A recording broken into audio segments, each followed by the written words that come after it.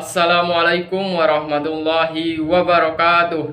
Perkenalkan, nama saya Abil Qodri dari kelas 12-2 yang ingin menceritakan tentang perundingan Linggarjati.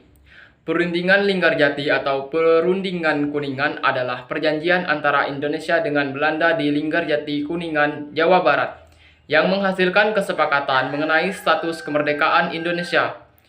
Hasil perundingan tersebut ditandatangani di Istana Kemerdekaan Jakarta pada tanggal 15 November 1946 dan ditandatangani secara sah oleh kedua negara pada tanggal 25 Maret 1947. Latar belakang perjanjian Linggarjati. Setelah terjadinya proklamasi kemerdekaan pada tanggal 17 Agustus 1945, bangsa Indonesia masih mengalami masa kesulitan. Pihak Belanda saat itu kembali ke tanah air bersama Nica. Pihak Indonesia pun merespon dengan mengadakan pertemuan pertama kali di Jakarta pada tanggal 23 Oktober 1945.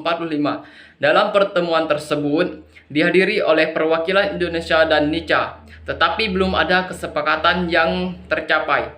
Selanjutnya dilakukan pertemuan kembali pada tanggal 13 Maret 1946 dan dilanjutkan tanggal 16 dan 17 Maret 1946 yang menghasilkan dokumen Formula Jakarta. Dokumen ini berisi nota kesepahaman untuk bernegosiasi dan membahas pertemuan selanjutnya. Setelah pertemuan itu, hasil dari Belanda membuat koalisi baru yang bernama Koalisi Bersama untuk memulai negosiasi dengan Indonesia. Komite ini diketuai oleh Wim Sermerhorn dari Belanda. Perundingan yang dilakukan menghasilkan gencatan senjata pada tanggal 14 Oktober yang nantinya disusul oleh pertemuan di Linggarjati pada tanggal 11 November 1946. Tokoh perundingan Linggarjati.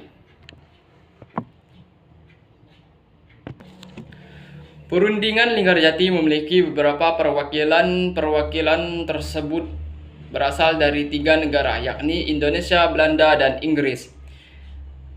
Berikut nama-nama tokoh yang hadir dalam perjanjian Linggarjati. Delegasi Belanda yaitu Hubertus van Mook dan Prof. Dr. Insinyur W. Sermerhorn. Wakil Indonesia adalah Sultan Syahrir Aka, Gani Amir Syarifuddin, Susanto Tirtopadjo, Muhammad Roem, dan Ali Sudiarjo. Delegasi Inggris sebagai penengah dan moderator yaitu Lord Invershafer dan Lord Killoran. Tujuan perjanjian. Yang pertama, keinginan kuat Indonesia untuk memperoleh pengakuan kemerdekaan dari Belanda menjadi tujuan dilakukan perjanjian ini. Tetapi Belanda tetap saja tidak mau menyerahkan Indonesia menjadi negara yang merdeka. Yang kedua, selain itu, Indonesia juga ingin diakui kemerdekaannya oleh dunia internasional. Dengan begitu, Indonesia akan mendapatkan dukungan dalam melawan penjajahan, termasuk dukungan adanya hak asasi manusia. Hasil perjanjian Linggarjati.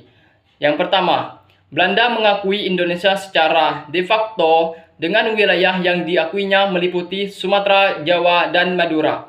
Yang kedua, Belanda diharuskan meninggalkan wilayah de facto Indonesia selambat-lambatnya tanggal 1 Januari 1949. Yang ketiga, Republik Indonesia dan Belanda akan melakukan kerjasama untuk membentuk negara Indonesia Serikat, yakni Republik Indonesia Serikat atau RIS. Yang keempat, Republik Indonesia Serikat akan membentuk Aliansi Indonesia Belanda dengan Ratu Belanda sebagai presidennya.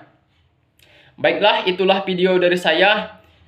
Saya akhiri, wabillahi taufiq walhidayah. Wassalamualaikum warahmatullahi wabarakatuh.